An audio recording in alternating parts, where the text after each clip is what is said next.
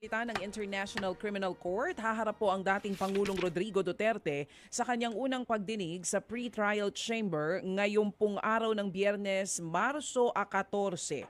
Alas 2 po yan ng hapon sa the Netherlands, samantala alas 9 naman po yan ng gabi dito sa Maynila. Ang magiging presiding judge po ay si Judge Julia Antonella Moto. Yan po ang pinakahuling balita dito pa rin po sa ICC case o sa kaso na kinakaharap po ng Pangulong Duterte dyan po sa International Criminal Court. Mga kapatid, kasi nga po din meron pong balita di po ba no, nakapanayan po na ilang media entities na naandun po sa The Hague at covering this event. Nakapanayam si former Executive Secretary Salvador Medaldea at sinasabi niya, wala dito. Hindi namin alam kung nasa saan ang dating Pangulo. Di ba yan po ngayon ang balita na kumakalat na actual ho naman sa panayam kay Secretary Medaldea.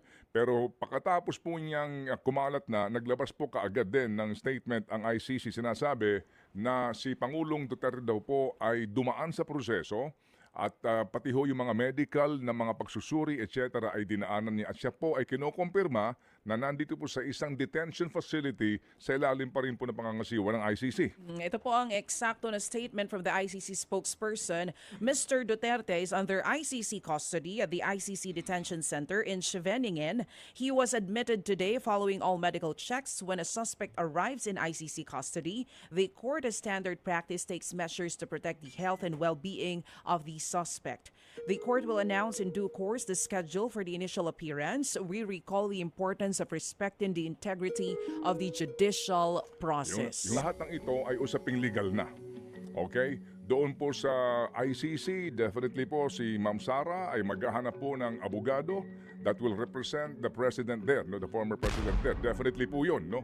Kasi nga doon may mga panuntunan kung sino po maaaring humarap sa kanila pong hearing. No? Hindi lang po ito basta-basta kung sinong abogado kasi may mga panuntunan po doon. And all, naglabas po ng statement ang Supreme Court spokesperson nung una kung bakit nila hindi pinagbigyan yung prayer for TRO bago po makalipad ang dating Pangulo papunta po doon sa the Netherlands. So sinabi po daw na walang nakitang basihan ang mga maestrado na kinakailangan maglabas ng TRO. Okay, dito ho yung petition ni Senator Bato. Alright? At et al. Okay, anyway, ngayon, naglabas po ng statement kahapon, Marso 13, ang Supreme Court spokesperson. At may sinasabi sila, ito po yung bago, no? Kasi po, yung pong habeas corpus petition, 3. Okay, galing po kay Kitty, yung anak pong bunso ng Pangulong Duterte. Yes. Galing po kay Baste. Yes. At galing po kay Congressman Pulong. Ang sinasabi po ng Supreme Court, pinagsama na namin ito. Tama. Itong 3 ito. Ngayon, ito pong pinaka-importante. No? Basahin mo nga yung pangalawang bahagi noong unbanked unanimous resolution. Sabi po dito, the petition challenges the actions of Dito executives. tayo muna sa pangalawa na, baby girl. Itong pangalawa, number 2. Alright. Yan, number 2. Ito yung pinaka-importante. Direct respondents in the consolidated petitions to show costs within a non-extendable period of 24 hours from receipt of notice why the peremptory writ of habeas corpus should not issue. Iba usually po yan mga 10 days, non-extendable 10. Ito, matagal 24 hours. Yes. Upon receipt. Mahaba ang listahan dito, ha? Office of the Executive Secretary. Opo, ang inuutusan dito na sumagot. Mahaba ang listahan dito. Mga nasa executive, sinasabi nila, meron ka lamang 24 oras na sumagot sa petition na ito. Kung bakit hindi namin dapat pagbigyan ng isang habeas corpus order na hindi mo na maki-question pa. Yun ang ibig sabihin dito ng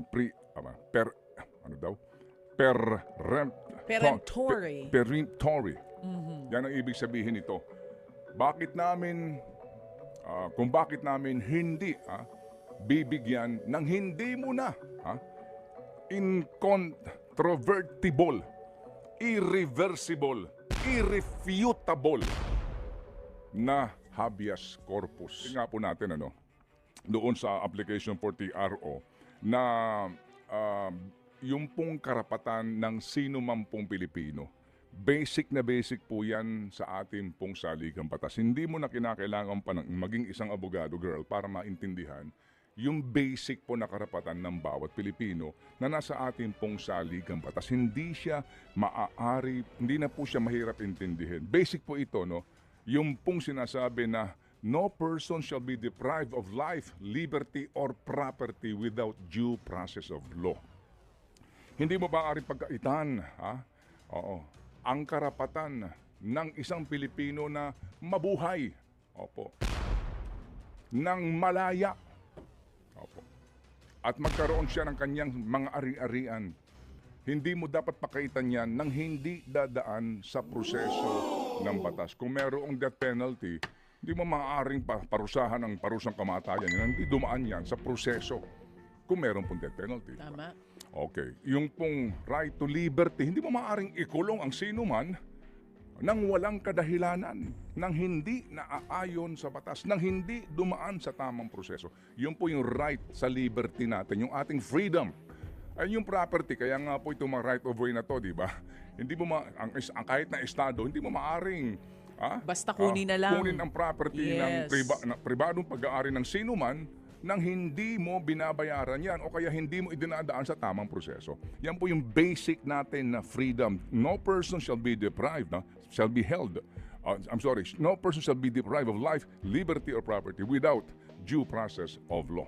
Basic na basic po yan, mga kapatid. Ngayon, ano ba itong writ na ito? Writ of habeas corpus. Ito po yun, ha. The privilege of the writ of habeas corpus shall not be suspended except in cases of invasion or rebellion when the public safety requires it. Iba ho yun. Kapag panahon ng rebellion o meron pong gera o meron pong kaguluhan, may terorismo nangyayari, maaaring suspend yan. Pero dito po sa ating saligang batas, kinakailangan mo ng approval muna ng Kongreso.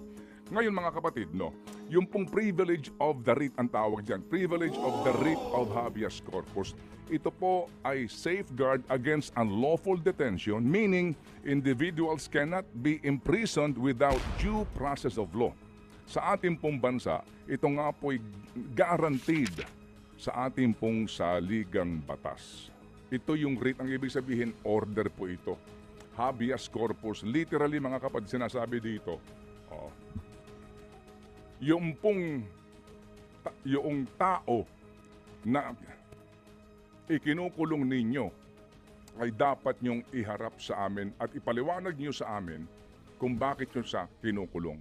Kung bakit nyo siya deprived, bakit siya hindi malaya. If you remember, meron pong ilang na mga pinaghihinalaan na mga makakaliwa na dinudukot. Usually po dyan, ang pinasasagot ng hukuman ay yung mga pinaghihinalaan na may hawak doon sa mga sinasabing rebelde o kaya po naman mga aktivista. So ang kanilang petition, habeas corpus, doon ng mga respondent, ang hinihinala nila na may hawak doon sa mga taong hinahanap nila. And usually po, humaharap yan, sinasabi na wala sa amin. O kaya po naman kapag hawak nila, nauobliga sila na iharap yung taong iyon. You present this person sa hukuman at sabihin mo sa amin, ano ang legal basis mo, bakit mo siya bakit mo sinisikil ang kanyang karapatan sa kalayaan. Yun po yun. Basically, yun po yun. Yung writ order na nagsasabi na ipaliwanag mo sa amin kung bakit mo sinisikil ang kanyang karapatan na maging malaya. In this case po, bakit ito bago? Kasi ang may hawak ngayon, alam natin lahat, kay Pangulong Duterte ay ICC na nasa labas na po ng jurisdiction ng Supreme Court. Kasi ang Supreme Court po lamang ay may jurisdiction sa Pilipinas. So ngayon pinagpapaliwanag nila yung mga tao na sinasabing responsable kung bakit siya nandoon sa ibang bansa. So ito magandang subaybayan to kung ano magiging desisyon ng Supreme Court. Eventually po, di po ba?